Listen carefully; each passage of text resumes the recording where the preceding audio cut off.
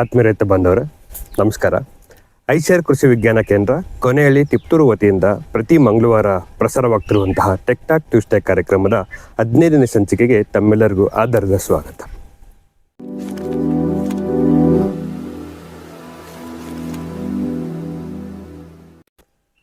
ರೈತ ಬಾಂಧವರೇ, ಈ ಒಂದು ಸಂಚಿಕೆಯಲ್ಲಿ ನೇರಳೆ ಬೆಳೆ ಉತ್ಪಾದನೆ ಹಾಗೂ ಮೌಲ್ಯವರ್ಧನೆಯಿಂದ ಅಧಿಕ ಆದಾಯವನ್ನು ಗಳಿಸಿರುವಂತಹ ಮೂಲತಃ ರುದ್ರಾಪುರದ ರೈತರಾದಂತಹ ಚಂದ್ರಶೇಖರ್ ಅವರ ಒಂದು ಯಶೋಗಾಥೆಯನ್ನು ನಿಮ್ಮ ಮುಂದೆ ಪ್ರಸ್ತುತಪಡ್ತಾ ಇದ್ದೀವಿ.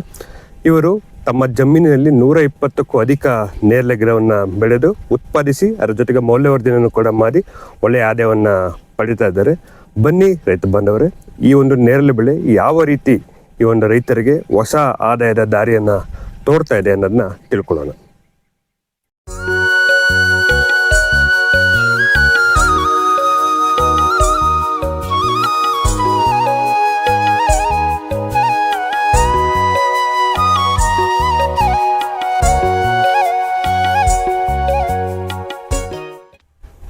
ಸರ್ ನಮಸ್ಕಾರ. ನಮಸ್ತೆ ಸರ್. ಸರ್, ನಮ್ಮ ಒಂದು ಟೆಕ್ ಟಾಕ್ ಟ್ಯೂಸ್ಡೇ ಕಾರ್ಯಕ್ರಮದ ಸಂಚಿಕೆಗೆ ತಮಗೆ ಸ್ವಾಗತ ಸರ್. ಸ್ವಾಗತ ಸರ್. ಮೊದಲಿಗೆ ನಮ್ಮ ವೀಕ್ಷಕರಿಗೆ ತಿಳಿಸ್ಕೊಡಿ ಸರ್, ತಮ್ಮ ಒಂದು ಕೃಷಿ ಪರಿಚಯ, ತಮ್ಮ ಯಾವ ಊರು ಅಂತ ನಮ್ಮ ವೀಕ್ಷಕರಿಗೆ ತಿಳಿಸ್ಕೊಡಿ. ಎಲ್ರಿಗೂ ನಮಸ್ಕಾರ.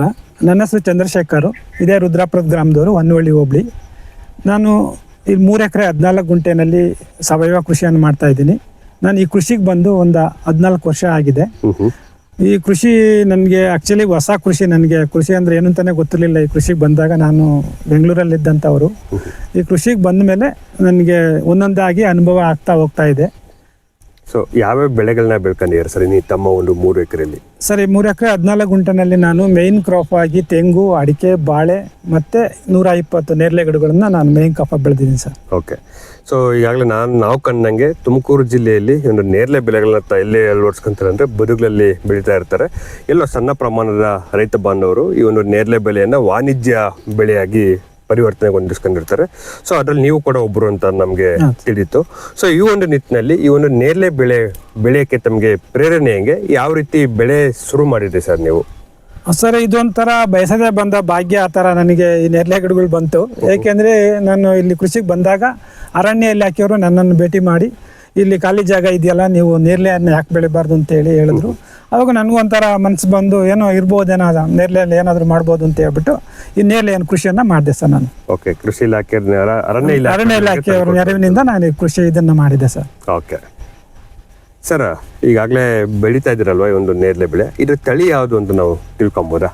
ಸರ್, ಇದನ್ನ ಅರಣ್ಯ ಇಲಾಖೆಯವರು ಕೊಟ್ಟಿದ್ರಿಂದ ಇದ್ರ ತಳಿ ಬಗ್ಗೆ ನನಗೆ ಅಷ್ಟೊಂದು ಮಾಹಿತಿ ಇಲ್ಲ. ಬಟ್ ಅವರು GKVK ಇಂದ ಗ್ರಾಫ್ಟ್ ಮಾಡಿ ತಂದಿರೋಂಥ ತಳಿ ಅಂತ ಹೇಳಿ ಕೊಟ್ಟಿದ್ದಾರೆ ಸರ್. ಇದು ಓಕೆ, ಚೆನ್ನಾಗಿದೆಯಾ? ತಳಿ ತುಂಬಾ ಚೆನ್ನಾಗಿದೆ. ಓಕೆ. ರೈತ ಬಾಂಧವರೇ, ಸಾಮಾನ್ಯ ನಮ್ಮ ಒಂದು ಕರ್ನಾಟಕ ರಾಜ್ಯಕ್ಕೆ ಒಗ್ಗುವಂತಹ ಬಹಳ ಸುಧಾರಿತ ತಳಿಗಳು ನಮ್ಮ ರಾಜ್ಯದಲ್ಲಿದ್ದಾವೆ. ವಿವಿಧ ಸಂಸ್ಥೆಗಳಿಂದ ಅಭಿವೃದ್ಧಿಪಡಿಸಿದಂಥ ತಳಿಗಳು ಯಾವುವು ಅಂತಂದರೆ ಈ AIG 85 ಅಂತ ಒಂದು ತಳಿ ಇದೆ. ಅದ್ರ ಜೊತೆಗೆ ಡೂಪ್ಡಲ್ ಅಂತ ಇದೆ. ಜೊತೆಗೆ ಅರ್ಕಾ ಜಾಮೂನ್ ಸ್ಪೆಷಲ್ ಅಥವಾ ಚಿಂತಾಮಣಿ ಸೆಲೆಕ್ಷನ್ ಅಂತ ಕೂಡ ನಾವು ಈ ಒಂದು ಜಾಮೂನ್ ತಳಿಯನ್ನು ನಾವು ನೋಡ್ಬೋದು. ಈ ಒಂದು ತಳಿಯ ವಿಶೇಷತೆ ಹೇಗೆ ಅಂತಂತಂದರೆ, ಮೊದಲನೇ 4ರಿಂದ 5 ವರ್ಷಕ್ಕೆ ಈ ಒಂದು ಫಸಲಿಗೆ ಕೊಡ್ತವೆ. ಒಂದು ಮರಕ್ಕೆ ನಾವು ಸರಿಸುಮಾರು 105ರಿಂದ 110 kg ನಾವು ಇಳುವರಿಯನ್ನು ನಾವು ಪಡಿಬೋದು ಸರ್. ಹಂಗೆ ನಮ್ಮ ಈ ಒಂದು ರೈತ ಬಾಂಧವರಿಗೆ ತಿಳಿಸ್ಕೊಡಿ, ಈ ಒಂದು ನಾಟಿ ಮಾಡೋ ಸಂದರ್ಭದಲ್ಲಿ ಏನು ಅರಣ್ಯ ಇಲಾಖೆಯವರು ಈ ಒಂದು ಗಿಡಗಳನ್ನ ಕೊಟ್ಟರು, ಈ ಒಂದು ನಾಟಿ ಮಾಡೋ ಸಂದರ್ಭದಲ್ಲಿ ಯಾವ್ಯಾವ ರೀತಿ ನಿರ್ವಹಣಾ ಕ್ರಮಗಳನ್ನ ತಾವು ಕೈಗೊಂಡ್ರಿ? ಯಾವ ರೀತಿ ಅಂತ ಅಂದರೆ ಗುಂಡಿ ತೋಡಿ ಅದಕ್ಕೆ ಏನಾದ್ರು ಗೊಬ್ಬರ ಸೇರಿಸೋದಾಗಿರ್ಬೋದು, ಯಾವ ರೀತಿ ಕ್ರಮಗಳನ್ನ ಕೈಗೊಂಡ್ರಿ ಸರ್? ಇದನ್ನ ನಾವು ಏನಿದೆಯಾ ಒಂದು 30 ಗುಂಟೆನಲ್ಲಿ ನಾನು ಇದನ್ನ ಹಾಕಿದ್ದೀನಿ. 30 ಗುಂಟೆನ ಉಳುಮೆ ಮಾಡಿ ಕ್ಲೀನಾಗಿ ನಾನೇನು ಮಾಡಿದೆ, 15 ಅಡಿ ಅಂತರದಲ್ಲಿ 2x2 ಅಳತೆನಲ್ಲಿ ಗುಂಡಿ ತೆಗೆದು ಅದಕ್ಕೆ ಮರಳು, ಕೆಂಪು ಮಣ್ಣು, ಗೊಬ್ಬರ ಮಿಕ್ಸ್ ಮಾಡಿ ಸ್ವಲ್ಪ ದಿನ ಬಿಟ್ಟು ಆಮೇಲೆ ನಾಟಿ ಮಾಡಿದ್ದೆ ಸರ್. ಇದಕ್ಕೆ ಓಕೆ. ಇದು ನೀರು ಎಲ್ಲ ಯಾವ ರೀತಿ? ನೀರನ್ನು ನಾವು ಒಂದು ವಾರಕ್ಕೊಂದ್ಸಲ, ಒಂದು 2 ವರ್ಷ ಗಿಡವನ್ನು ಕಾಪಾಡೋದಕ್ಕೋಸ್ಕರ ವಾರಕ್ಕೊಂದ್ಸಲ ನೀರನ್ನು ಕೊಡ್ತಾ ಇದ್ದೆ. ಓಕೆ. ಸೊ ಈಗ ಫಸ್ಟ್ಲಿಗಾಗಲೇ 4 ವರ್ಷಕ್ಕೆ ನಿಮಗೆ ಸಿಕ್ಕಿದೆ ಅಂತ ಹೇಳಿದ್ರಲ್ವಾ? ಸೊ ತದನಂತರ ಯಾವ್ಯಾವ ರೀತಿ ನೀವು ಕೃಷಿ ಕ್ರಮಗಳನ್ನ ಅಥವಾ ಬೇಸಾಯ ಪದ್ಧತಿಗಳನ್ನ ತಾವು ಅಳವಡಿಸ್ಕೊಂಡ್ರೆ, ನಿರ್ವಹಣಾ ಕ್ರಮಗಳಾಗಿರ್ಬೋದು ಎಲ್ಲೆಲ್ಲಿ ಅಂತ ಅಂದರೆ, ಸೊ ಗೊಬ್ಬರ ಕೊಡೋದಾಗಿರ್ಬೋದು ಅಥವಾ ನೀರನ್ನ ಹಾಯಿಸೋದಾಗಿರ್ಬೋದು ಅಥವಾ ತೇವಾಂಶ ಕಾಪಾಡ್ಕೊಳ್ಳೋದಾಗಿರ್ಬೋದು, ಯಾವ ರೀತಿ ಪದ್ಧತಿಗಳನ್ನ ನೀವು ಅನುಸರಿಸಿದ್ರಿ ಸರ್? ಸೊ ಇದನ್ನ ನಾವು ನೈಸರ್ಗಿಕ ಪದ್ಧತಿಯಲ್ಲಿ ಕೃಷಿಯನ್ನು ಮಾಡೋದ್ರಿಂದ ಇದರಲ್ಲಿ ಸಾಕಷ್ಟು ಎಲೆ ತರಗುಗಳು ಭೂಮಿ ಮೇಲೆ ಬೀಳೋದ್ರಿಂದ ಮಿನಿಮಮ್ ಒಂದು ಅರ್ಧ ಅಡಿ ಅಂತರದಲ್ಲಿ ಎಲೆಗಳು ಮುಚ್ಚಿಕೆ ಆಗಿರುತ್ತೆ. ಆ ಮುಚ್ಚಿಕೆ ಆಗಿರೋದ್ರಿಂದ ಯಾವುದೇ ತರದ ಕಳೆಗಳು ಬರೋದಿಲ್ಲ, ತೇವಾಂಶನು ಚೆನ್ನಾಗಿ ಕಾಪಾಡ್ಕೊಳ್ಳುವಂಥದ್ದು. ನಾನು 15 ದಿನಕ್ಕೆ ಒಂದ್ಸಲ ನೀರನ್ನ ಕೊಟ್ರೆ ಸಾಕಾಗುತ್ತೆ ಸರ್. ಇದಕ್ಕೆ ಗೊಬ್ಬರದ ಅವಶ್ಯಕತೆ ಇಲ್ಲ. ಕೊಟ್ಟಿಲ್ಲ ಗೊಬ್ಬರ ಕೊಡ್ತಾ ಇಲ್ಲ, ಇದೇ ಸಾಕಾಗ್ತಾ ಇದೆ. ಇರುವಂತಹ ಬೀಳುವಂತಹ ಎಲೆಗಳಿಂದ ನೀವು ಮೇಲ್ಚದುರುವಾಗ ಮುಚ್ಚಿ ನೀರಿನ ತೇವಾಂಶವನ್ನು ಗೊಬ್ಬರ ಆಗ್ತಾ ಇದೆ. ಓಕೆ ಸರ್, ಈ ಒಂದು ನೇರಳೆ ಬೆಳೆಯಲ್ಲಿ ತಾವು ಗಮನಿಸಿದಂತಹ ಕೀಟ ರೋಗ ಬಾಧೆ ಏನಾದ್ರು ಗಮನಿಸಿರಾ? ಈ ಒಂದು ಈ ನೇರಳೆಕಾಯಿಗೆ ಊಜಿ ಹೊಡಿತೆ ಸರ್. ಮೇಯ್ನು ಊಜಿ ಕಾಟ ಇರುತ್ತೆ. ಆ ಊಜಿಯನ್ನು ನಿರ್ವಹಣೆ ಮಾಡಿಕೊಂಡ್ರೆ ನಮಗೆ ಕಾಯಿ ಚೆನ್ನಾಗಿ ಬರುತ್ತೆ ಸರ್. ಆ ಊಜಿ ನಿರ್ವಹಣೆ ಮಾಡೋದಕ್ಕೆ ನಾವು ಹುಳಿ ಮಜ್ಜಿಗೆ ಮತ್ತು ದಶಪರ್ಣಿಯನ್ನು ಸ್ಪ್ರೇ ಮಾಡ್ತೀನಿ. ಬೇವಿನ ಎಣ್ಣೆನೂ ಸಹ ಸ್ಪ್ರೇ ಮಾಡ್ಬೋದು ಸರ್. ಅದಕ್ಕೆ ಊಜಿ ಜೊತೆಗೆ ಮತ್ತೆ ನೊಣದ ಕಾಟ ಇರುತ್ತೆ. ಆ ನೊಣನೂ ಅದನ್ನ ಚುಚ್ಚಿ ಗಾಯ ಮಾಡಿ ಅದಕ್ಕೆ ಮರಿ ಇಡುತ್ತೆ. ಅದನ್ನು ಸಹ ನಾನು ಕಂಟ್ರೋಲ್ ಮಾಡ್ತೀನಿ. ಅದಂದ್ರೆ ಒಂದು 200 ಲೀಟರ್ ನೀರಿನಲ್ಲಿ 5 kg ಗೋಧಿ ಹಿಟ್ಟನ್ನ ಕಲಸಿ ಅದನ್ನ ಬಿಟ್ಬಿಡೋದು ಕೊಳೆಯೋದಿಕ್ಕೆ. ಆ ಕೊಳ್ತಾಗ ಅದ್ರದ್ದು ಒಂಥರ ಸ್ಮೆಲ್ ಬರುತ್ತೆ. ಆ ಸ್ಮೆಲ್ಗೆ ಆ ನೊಣಗಳು ಮತ್ತೆ ಉಜ್ಜಿಗಳು ಹೋಗಿ ಬಿದ್ದು ಸತ್ತೋಗುತ್ತೆ. ಅದರಿಂದ ನಿರ್ವಹಣೆ ಮಾಡ್ಬೋದು ನಾವು. ಓಕೆ ಸರ್, ಈಗ ನೀವು ದಶಪರ್ಣಿ ಮತ್ತೆ ಹುಳಿ ಮಜ್ಜಿಗೆಯನ್ನ ಸಿಂಪರಣೆ ಮಾಡಿ ಊಜಿನ ಕಂಟ್ರೋಲ್ ಮಾಡಿದ್ರಿ ಅಂತ ಅಂದ್ರೆ, ಈ ಒಂದು ದಶಪರ್ಣಿ ಒಂದು ನೈಸರ್ಗಿಕ ಪರಿಕರ ಆಗಿರುತ್ತದಲ್ಲ, ಅದನ್ನ ಯಾವ ರೀತಿ ನೀವು ತಯಾರಿಸ್ಕೊಂಡ್ರಿ? ದಶಪರ್ಣಿ ಅಂತಂದ್ರೆ ಒಂದು 10 ತರ ಎಲೆಗಳು, ಕಹಿ ಇರೋಂಥ ಎಲೆಗಳನ್ನ ನಾವು ತೆಗೆದು ಒಂದು 2 kg, ಒಂದು 200 ಲೀಟರ್, ಒಂದು 50 ಲೀಟರ್ ಗಂಜಲ ಇತ್ತು ಅಂದ್ಕೊಂಡ್ರೆ ಅದಕ್ಕೊಂದು 2 kg ಈ ತರ ಎಲೆಗಳನ್ನ ಹಾಕಿ ಒಂದು 20 ರಿಂದ 30 ದಿನ ಕೊಳೆಯೋದಿಕ್ ಬಿಟ್ಟು, ಅದಕ್ಕೆ ನಾವು ಬೇಕಾದ್ರೆ ಅರಿಶಿಣ ಪುಡಿ ಆಮೇಲೆ ಶುಂಠಿ ಪುಡಿ ಈ ತರ ಹಾಕಿ ನಾವು ಸ್ಪ್ರೇ ಮಾಡ್ಬೋದು ಸರ್. ಅದ್ ಗಿಡಕ್ಕೆ ಮಿಕ್ಸ್ ಮಾಡಿ ನೀರಿಗೆ ಒಂದು ಲೀಟರ್ಗೆ 4 ml ತರ ಹಾಕೊಂಡು ಸ್ಪ್ರೇ ಮಾಡ್ಬೋದು. ಸ್ಪ್ರೇ ಮಾಡೋದ್ರಿಂದ ಕಂಟ್ರೋಲ್ ಆಗುತ್ತೆ. ಹುಳಿ ಮಜ್ಜಿಗೆನೂ ಅಷ್ಟೇ ಸರ್. ಅದನ್ನ ನಾವು ಒಂದು 40 ದಿನ ಬಿಟ್ರೆ ಅದಕ್ಕೆ ಸ್ವಲ್ಪ ತಾಮ್ರದ ಪೀಸ್ಗಳನ್ನ ಹಾಕ್ಬೇಕು ಆ ಹುಳಿ ಮಜ್ಜಿಗೆಗೆ. ಹಾಕಿ 40 ದಿನ ಬಿಟ್ಬಿಟ್ಟು ಆ ಹುಳಿ ಮಜ್ಜಿಗೆನೂ ಅಷ್ಟೇ 1 ಲೀಟರ್ಗೆ 5 ml ತರ ಹಾಕೊಂಡು ಸ್ಪ್ರೇ ಮಾಡ್ಬೋದು. ಅದರಿಂದನೂ ಸಹ ಊಜಿ ನಿರ್ವಹಣೆ ಆಗುತ್ತೆ. ಸೊ ಈ ಒಂದು ಕ್ಷೇತ್ರದಲ್ಲಿ ಕಾಣ್ಬಯಸುವಂತಹ ಕೀಟ ಮತ್ತೆ ರೋಗಗಳು. ರೈತ ಬಂದವರೇ, ಇದರ ಜೊತೆಗೂ ಕೂಡ ನಾವು ಹೊರಗಡೆ ಕೆಲವೊಂದು ಯಥೇಚ್ಛವಾಗಿ ಮಳೆ ಆಯಿತು ಅಂತಂದ್ರೆ ನಾವೇನು ನೋಡ್ತೀವಿ, ಹಣ್ಣಿನ ಕೊಳೆ ರೋಗ ಅಂತ ನೋಡ್ತೀವಿ ರೈತ ಬಂದವರೇ. ಸೊ ಈ ಒಂದು ಹಣ್ಣಿನ ಕೊಳೆ ರೋಗ ಏನಾಗಿರುತ್ತೆ ಅಂತಂದ್ರೆ, ಈ ಒಂದು ಕಾಯಿ ಇದ್ರ ಮೇಲೆ ಮಚ್ಚೆಯನ್ನ ನೋಡ್ತೀವಿ. ಆ ಒಂದು ಸಂದರ್ಭದಲ್ಲಿ ನಾವೇನು ಮಾಡಬೇಕು, ಕಾಪರ್ ಆಕ್ಸಿ ಕ್ಲೋರೈಡ್ ದ್ರವಣ ಅಥವಾ ಪೌಡ್ರನ್ನ 1 ಲೀಟರ್ಗೆ 2 kg ಅಥವಾ 2 ಗ್ರಾಮ್ ಅಥವಾ 3 ಗ್ರಾಮ್ನ ಮಿಕ್ಸ್ ಮಾಡಿಕೊಂಡು ಅವನ್ನ ದ್ರವಣವನ್ನು ಸಿಂಪರಣೆ ಮಾಡ್ತವ್ರಿ. ಆ ಒಂದು ಹಣ್ಣಿನ ಕೊಳೆ ರೋಗನ ನಾವು ಹತೋಟಿಗೆ ತರ್ಬೋದು. ಸರ್, ನಾನೊಂದು ಪ್ರಶ್ನೆಯನ್ನು ಕೇಳೋದನ್ನ ಮರ್ತುಬಿಟ್ಟೆ. ಸೊ ಮೊದಲಿಗೆ ನೀವು ನಾಟಿ ಮಾಡಿದ್ರಲ್ಲ, ಆ ಒಂದು ನಾಟಿ ಮಾಡಿದ ಸಮಯ ಯಾವುದಿತ್ತು, ಜೊತೆಗೆ ಯಾವ ಸಮಯದಲ್ಲಿ ನಾವು ಹೂವನ್ನು ನಾವು ನೋಡ್ಬೋದು, ಹೂವನ್ನು ನೋಡಿದ್ಮೇಲೆ ಯಾವ ಸಮಯದಲ್ಲಿ ನಾವು ಕಾಯಿನ ಪಡಿಬೋದು ಸರ್? ಇದನ್ನ ನಾಟಿ ಮಾಡೋದಕ್ಕೆ ಸೂಕ್ತವಾದ ಸಮಯ ಅಂತಂದ್ರೆ ಜೂನ್ ಜುಲೈನಲ್ಲಿ ನಾನು ಮಾಡಿದ್ದೆ. ಜೂನ್ ಅಂದ್ರೆ ಕೊನೆಯ ವಾರದಲ್ಲಿ ಮಾಡಿದ್ದೆ. ಅದು ಒಳ್ಳೆ ಸೂಕ್ತವಾದ ಸಮಯ ನಮ್ಗೆ ನಾಟಿ ಮಾಡೋದಕ್ಕೆ. ಇದರಲ್ಲಿ ಹೂ ಯಾವಾಗ ಬರುತ್ತೆ ಅಂತಂದ್ರೆ ನಮ್ಗೆ ಮಾರ್ಚಲ್ಲಿ ಹೂ ಸ್ಟಾರ್ಟ್ ಆಗುತ್ತೆ. ಮಾರ್ಚಲ್ಲಿ ಹೂ ಸ್ಟಾರ್ಟ್ ಆದ್ರೆ ಜೂನ್ ಜುಲೈನಲ್ಲಿ ಹಣ್ಣು ಸ್ಟಾರ್ಟ್ ಆಗುತ್ತೆ. ನಮ್ಗೆ ಜೂನ್ 1 ಅಲ್ಲಿ ನಮ್ಗೆ ಹಣ್ಣು ಸ್ಟಾರ್ಟ್ ಆಗುತ್ತೆ. ಒಂದ್ 2-2.5 ತಿಂಗಳು ಅಂತರದಲ್ಲಿ ನಮ್ಗೆ ಹಣ್ಣು ಬರುತ್ತೆ.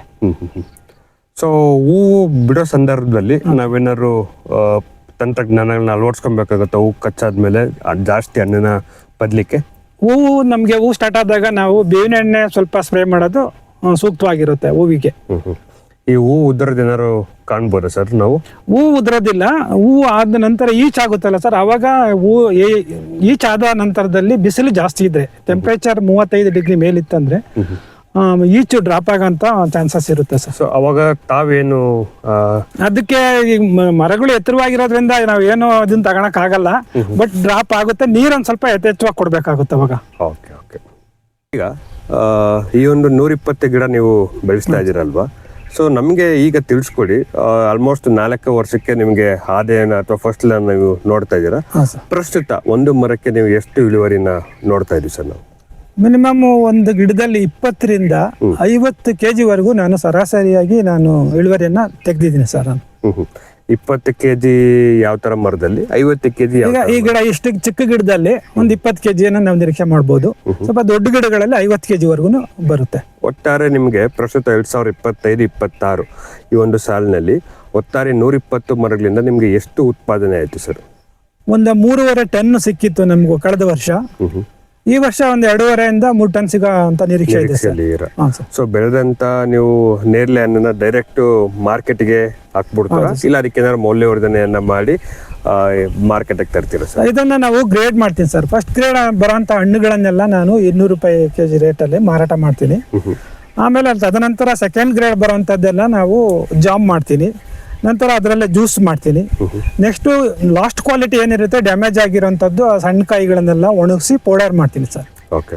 ಸೊ ಹಂತವಾಗಿ ಗ್ರೇಡ್ ವೇಸ್ಟ್ ನೀವೇನ್ ಮಾಡ್ತೀವಿ ಮೌಲ್ಯವರ್ಧಿತ ಉತ್ಪನ್ನಾಗಿ ಮಾರ್ಪಾಡು ಮಾಡಿ ಮಾರುಕಟ್ಟೆಯಲ್ಲಿ ಮಾರಾಟ ಮಾಡ್ತೀವಿ. ಸೊ ತಮಗೆ ಮಾರುಕಟ್ಟೆ ಸಂಪರ್ಕ ಅದಕ್ಕಿಂತ ಮುಂಚೆ ಏನು ನೀವು ಜಾಮ್ ಆಗಿರ್ಬೋದು ಅಥವಾ ಪೌಡರ್ ಆಗಿರ್ಬೋದು ಇದಕ್ಕೆಲ್ಲ ಮಾಡೋದಕ್ಕೆ ತರಬೇತಿ ಎಲ್ಲರೂ ತಗೊಂಡಿದ್ರ ಅಥವಾ ಯಾವ ರೀತಿ ನೀವು ತಯಾರಿಸೋದನ್ನ ಕಲ್ತ್ಕೊಂಡ್ರಿ ಸರ್ ನೀವು? ತರಬೇತಿ ಅಂತ ಅಂದ್ರೆ ಇದರಲ್ಲಿ ನಾವು ಯೂಟ್ಯೂಬ್ಗಳಲ್ಲಿ ನೋಡಿ ಈ ತರ ತರಬೇತಿಗಳನ್ನ ಆ ತರ ಮಾಡಿ ನಾನು ಪ್ರಯತ್ನ ಮಾಡಿ ಕಲ್ತ್ಕೊಂಡಿದ್ದು ಸರ್. ಓಕೆ. ಸೊ ತಾವು ಬಂದಂತ ಉತ್ಪನ್ನಗಳನ್ನ ಎಲ್ಲಿ ಮಾರಾಟ ಮಾಡ್ತಾ ಇದ್ದೀರಾ ಸರ್? ಬಂದಂತ ಉತ್ಪನ್ನಗಳನ್ನ ಈಗ ನಮ್ದು ಪ್ರತಿ ಭಾನುವಾರ ಸಿರಿ ಸಮೃದ್ಧಿ ಸಾವಯವ ಕೃಷಿ ಪರಿವಾರದ ಸದಸ್ಯರಾಗಿರೋದ್ರಿಂದ ನಾವು ಪ್ರತಿ ಭಾನುವಾರ ಅಲ್ಲಿ ಮಾರಾಟ ಮಾಡ್ತೀನಿ. ನೆಕ್ಸ್ಟ್ ಶನಿವಾರ ಭಾನುವಾರ ಅಕ್ಷಯಕಲ್ಪ ರೈತ ಆಗಿರೋದ್ರಿಂದ ಅಲ್ಲೂ ಸಹ ಮಾರಾಟ ಮಾಡ್ತೀನಿ. ನೆಕ್ಸ್ಟ್ GKVK ಸಂಪರ್ಕದಲ್ಲಿ ಇರೋದ್ರಿಂದ ಪ್ರತಿ 4ನೇ ಶನಿವಾರ ಬೆಂಗಳೂರಲ್ಲಿ ರೈತ ಸಂತೆ ನಡೆಯುತ್ತೆ, ಅಲ್ಲಿ ಹೋಗಿ ನಾನು ಮಾರಾಟ ಮಾಡ್ತಿದ್ದೀನಿ ಸರ್. ಓಕೆ ಸರ್, ಈಗಾಗಲೇ ನೀವು ತಿಳಿಸ್ಕೊಟ್ರಿ GKVKಯಲ್ಲಿ ಪ್ರತಿ ತಿಂಗಳು ಕೊನೆ ಶನಿವಾರ ನಡೆಯುವಂತಹ ಸಸ್ಯ ಸಂತೆಯಲ್ಲಿ ಭಾಗವಹಿಸ್ತೀರಿ ಅಂತ ಅಂದ್ಬಿಟ್ಟು. ಸೊ ಅಲ್ಲಿ ಚಿಕ್ಕ ಮಕ್ಕಳಿಂದ ಹಿಡಿದು ವೃದ್ಧರ ತನಕ ಕೂಡ ಒಂದು ಸಂತೆಗೆ ಭೇಟಿಯನ್ನ ಮಾಡ್ತಾರೆ. ಸೊ ಆ ಒಂದು ಸಂದರ್ಭದಲ್ಲಿ ಈಗ ತಾವು ತಯಾರಿಸಿದಂತಹ ಮೌಲ್ಯವರ್ಧಿತ ನೇರಳೆ ಪದಾರ್ಥಗಳನ್ನ ಯಾವ ರೀತಿ ರೈತರಾಗಿರ್ಬೋದು ಗ್ರಾಹಕರಿಗಾಗಿರ್ಬೋದು ಯಾವ ಅಂಶಗಳನ್ನ ತಿಳಿಸ್ಕೊಟ್ಟು ಮಾರಾಟವನ್ನು ಮಾಡ್ತೀರಾ? ಇತ್ತೀಚಿನ ದಿನಗಳಲ್ಲಿ ಏನಾಗಿದೆ ಅಂದ್ರೆ ಪ್ರತಿಯೊಬ್ಬರಿಗೂ ಇವಾಗ ಸಕ್ಕರೆ ಕಾಯಿಲೆ ಆಮೇಲೆ BP ಇವೆಲ್ಲ ಇರೋದ್ರಿಂದ ಈ ನೇರಳೆ ಹಣ್ಣಿನ ಉತ್ಪನ್ನಗಳನ್ನ ಬಳಸೋದ್ರಿಂದ ಏನಾಗುತ್ತೆ ಅಂದ್ರೆ ರಕ್ತದಲ್ಲಿನ ಸಕ್ಕರೆ ಮಟ್ಟವನ್ನ ನಿಯಂತ್ರಣದಲ್ಲಿಡುತ್ತೆ. ಆಮೇಲೆ ರೋಗ ನಿರೋಧಕ ಶಕ್ತಿಯನ್ನು ಹೆಚ್ಚಿಸುತ್ತೆ. ಆಮೇಲೆ ನಮ್ಮ ಚರ್ಮದ ಕಾಂತಿಯನ್ನ ಹೆಚ್ಚಿಸುತ್ತೆ. ಆಮೇಲೆ ಡೈಜೆಷನ್ ಅನ್ನ ಇಂಪ್ರೂವ್ ಮಾಡುತ್ತೆ. ನಮ್ಮ ಈ ನೇರಳೆ ಹಣ್ಣಿನ ಜೀರ್ಣಕ್ರಿಯೆಯನ್ನ ಹೆಚ್ಚಿಸುತ್ತೆ. ಹಾಗಾಗಿ ಈ ಉತ್ಪನ್ನಗಳನ್ನ ಬಳಸೋದು ಸಾಮಾನ್ಯವಾಗಿ ಎಲ್ಲರಿಗೂ ಅಂತ ತಿಳಿದಿರೋಂಥ ವಿಷಯ ಆಗಿರೋದ್ರಿಂದ ಎಲ್ಲರೂ ಖುದ್ದಾಗಿ ಅವರೇ ಖರೀದಿ ಮಾಡ್ತಾರೆ ಸರ್ ಇದನ್ನ. ಓಕೆ. ಸೊ ಇದನ್ನ ಬಂದಂತ ಮಕ್ಕಳಿಗಾಗಿರ್ಬೋದು ನಗರವಾಸಿಗಳಿಗೆ ಇದನ್ನ ತಿಳಿಸ್ಕೊಟ್ಟಿದ್ರೆ ಏನಾಗುತ್ತೆ ಅಂತಂದ್ರೆ ತಾವು ಮಾರಾಟ ಮಾಡುವಂತ ಇನ್ನಷ್ಟು ಉತ್ಪನ್ನಗಳಿಗೆ ಬೇಡಿಕೆ ಜಾಸ್ತಿ ಆಗುತ್ತೆ, ಹೌದಲ್ವಾ? ಸೊ ಫೀಡ್ಬ್ಯಾಕ್ ಏನಾದ್ರು ಕೊಟ್ಟಿಯಾರ ಇದನ್ನ ಸೇವನೆ ಮಾಡಿ ಯಾರು ರೈತರು? ಹೌದು ಸರ್, ತುಂಬಾ ಫೀಡ್ಬ್ಯಾಕ್ ಬಂದಿದೆ ನಮಗೆ. ಯಾಕಂದ್ರೆ ನನ್ನ ಹತ್ರ ಒಂದೊಂದ್ಸಲ ಪ್ರೊಡಕ್ಷನ್ ಏನಾದ್ರು ಕಡಿಮೆ ಇತ್ತು ಅಂದ್ರೆ ಬಂದು ನಮ್ಗೆ ಡಿಮ್ಯಾಂಡ್ ಮಾಡ್ತಾರೆ, ನನಗೆ ಈ ವಾರ ಇಲ್ಲ ಅಂದ್ರೆ ಮುಂದಿನ ವಾರ ತಪ್ಪಿಸ್ತೇ ಕೊಡಿ, ಈ ತರ ಡಿಮ್ಯಾಂಡ್ ಇದೆ ನಮ್ಗೆ. ಓಕೆ. ನೀವೆಲ್ಲ ಇಷ್ಟೊತ್ತೆಲ್ಲ ತಿಳಿಸ್ಕೊಟ್ರಿ ಬಂದಂತ ನೇರಳೆ ಬೆಳೆನ ಕೆಲವೊಂದನ್ನ ಉತ್ಪಾದನೆ ಡೈರೆಕ್ಟ್ ಹಣ್ಣಿನ ರೂಪದಲ್ಲಿ ಮಾರಾಟ ಮಾಡ್ತೀವಿ, ಕೆಲವೊಂದನ್ನ ಮೌಲ್ಯವರ್ಧನೆ ಮಾಡಿ ಮಾರಾಟ ಮಾಡ್ತೀವಿ. ಸೊ ನಮ್ಮ ವೀಕ್ಷಕರಾಗ ನಮ್ಮ ರೈತ ಬಾಂಧವರಿಗೆ ತಿಳಿಸ್ಕೊಡಿ. ಸೊ ಒಟ್ಟಾರೆಯಾಗಿ ಕಳೆದ ವರ್ಷ 2025-26 ಅಂತ ಹೇಳ್ಕಂತಂದ್ರೆ ತಮಗೆ ಈ ಒಂದು 120 ಗಿಡಗಳಿಂದ ಎಷ್ಟು ಆದಾಯವನ್ನು ನೀವು ಕಾಣ್ತೀರಾ, ಎಷ್ಟು ಲಾಭ ಆಯ್ತು? ಕಳೆದ ವರ್ಷ ನನಗೆ ಒಂದು ಸರಾಸರಿ ಒಂದು 4 ಲಕ್ಷ ಆದಾಯ ನಿರೀಕ್ಷೆ ಬಂದಿದೆ ಸರ್. ನನಗೆ ಎಲ್ಲದ್ರಿಂದ ಜ್ಯೂಸಿಂದ ಜಾಮು ಪ್ಲಸ್ ಪೌಡರು ಹಣ್ಣಿನಿಂದ 4 ಲಕ್ಷ ಆದಾಯ ಬಂದಿದೆ. ಓಕೆ. ಖರ್ಚು ಸರ್? ಖರ್ಚು ಅಂದ್ರೆ ನನಗೆ ಅವೆಲ್ಲ ಸ್ಟೋರೇಜ್ ಇದನ್ನ ಮಾಡೋದಕ್ಕೆ ಪ್ಯಾಕ್ ಮಾಡೋದಕ್ಕೆ ಗಾಜಿನ ಬಾಟ್ಲ್ಗಳು ಬೇಕಾಗಿತ್ತು. ಅದನ್ನ ನನಗೆ ಅಕ್ಷಯಕಲ್ಪದಿಂದ ಉಚಿತವಾಗಿ ಕೊಟ್ಟರು. ಹಾಗಾಗಿ ಖರ್ಚೇನು ನನಗೆ ಬರಲಿಲ್ಲ. ಈ ಒಂದು ಟ್ರಾನ್ಸ್ಪೋರ್ಟೇಷನ್ ಖರ್ಚು ಬಿಟ್ರೆ ಟ್ರಾನ್ಸ್ಪೋರ್ಟ್ ಅದೊಂದು ಖರ್ಚು ಮಾತ್ರ ನನಗೆ ಸ್ವಲ್ಪ ಬಂದಿತ್ತು ಅಷ್ಟೇನೆ, ಬೇರೆ ಏನು ಖರ್ಚು ಬಂದಿಲ್ಲ. ಮಿಕ್ಕಿದೆಲ್ಲ ಲಾಭ. ಸೊ ಒಟ್ಟಾರೆ 4 ಲಕ್ಷದಷ್ಟು ನಿಮಗೆ ಆದಾಯ ಸಿಕ್ಕಿದೆ. ಸರ್, ಒಟ್ಟಾರೆಯಾಗಿ ಈ ಒಂದು ನೇರಳೆ ಬೆಳೆ ಕೃಷಿ ಅಂತ ಹೇಳ್ತೀರಿ ಹೆಂಗೆ ಅಂತಂದ್ರೆ ಯಾವುದೇ ರೀತಿ ಗೊಬ್ಬರವನ್ನ ಹಾಕುವಂತ ಪರಿಸ್ಥಿತಿ ತಮಗೆ ಬಂದಿಲ್ಲ, ಯಾವುದೇ ರೀತಿ ಕಡಿಮೆ ಕೀಟ ರೋಗದ ಬಾರಿ ನೋಡಿರ್ತೀರ, ನೀರು ಕೂಡ ಕಡಿಮೆ ಇರುತ್ತೆ. ಸೊ ಇಷ್ಟೆಲ್ಲ ಅಡ್ವಾಂಟೇಜ್ ನಮ್ಮ ಇರಬೇಕಾದ್ರೆ ರೈತರು ಕೂಡ ಈ ಒಂದು ಬೆಳೆಯನ್ನ ವಾಣಿಜ್ಯ ಬೆಳೆಯಾಗಿ ಕೂಡ ಇದನ್ನ ಪರಿವರ್ತನೆ ಮಾಡ್ಕೊಬೋದಾ, ಕಡಿಬೋದಾ? ಖಂಡಿತ ಮಾಡ್ಬೋದು ಸರ್ ಇದನ್ನ. ಯಾಕಂದ್ರೆ ಒಂದೇ ಬೆಳೆಗೆ ಸೀಮಿತ ಆಗೋದ ರೈತರು ತೆಂಗು ಅಡಿಕೆ ಅಂತ ಹೇಳ್ಬಿಟ್ಟು ನಾವು ಇದನ್ನು ಎಲ್ಲ ಸಮಗ್ರ ಕೃಷಿ ಅಂದ್ರೆ ಎಲ್ಲಾ ತರ ಬೆಳೆಗಳು ಎಲ್ಲಾ ತರ ಹಣ್ಣಿನ ಗಿಡಗಳನ್ನು ನಾವು ಸ್ವಲ್ಪ ಸ್ವಲ್ಪ ಹಾಕೊಳೋದ್ರಿಂದ ಈಗ ಜಾಸ್ತಿಯಾಗಿ ಮಾಡೋದು ಬೇಡ, ಒಂದು 50 ಗಿಡ 40 ಗಿಡ ಈ ತರ ಹಾಕ್ಬಿಟ್ಟು ನಾವು ತೆಂಗಿನ 4 ಮರದ ಮಧ್ಯದಲ್ಲಿ ಒಂದು ಗಿಡ ಇದನ್ನ ಹಾಕ್ಬೋದು. ಹಾಕಿ ಈ ತರ ಕಮರ್ಷಿಯಲ್ ಸಾಮೂಹಿಕವಾಗಿ ಬೆಳೆಯೋದ್ರಿಂದ ನಮಗೆ ಆದಾಯನ ನಿರೀಕ್ಷೆ ಮಾಡ್ಬೋದು. ಓಕೆ. ಸೊ ಬದುಗಳಲ್ಲೂ ಕೂಡ ನಾವು ಬದುಗಳಲ್ಲಿ ಸುತ್ತ ಬಾರ್ಡರ್ ಅಲ್ಲಿ ನಾವು ಗಿಡಗಳನ್ನು ಇದನ್ನ ಹಾಕೊಂಡು ಬೆಳಿಬಹುದು. ಓಕೆ. ಆಮೇಲೆ ಇದನ್ನು ಈ ಒಂದು ಬೆಳೆಯಲು ಕೂಡ ಅಂತರ್ ಬೆಳೆಯಾಗಿ ಒಳಗಡೆ ನಾವು ಅಂತರ್ ಬೆಳೆಯಾಗಿ ಬೆಳಿಬಹುದು. ಇದರಲ್ಲೂ ಬೆಳೆದು ನಾವು ತೋರಿಸ್ಕೊಟ್ರಿ, ಏಲಕ್ಕಿಯೆಲ್ಲ ಬೆಳೆದಿರೋದನ್ನ ತೋರಿಸ್ಕೊಟ್ರಿ. ಸೊ ಆ ತರ ಪದ್ಧತಿಗಳನ್ನ ಕೂಡ ತಾವು ಅಳವಡಿಸ್ಕೊಬಹುದು ಅಂತ ತಿಳಿಸ್ಕೊಟ್ಟಿದ್ದೀರಾ. ಹೌದು ಸರ್. ಓಕೆ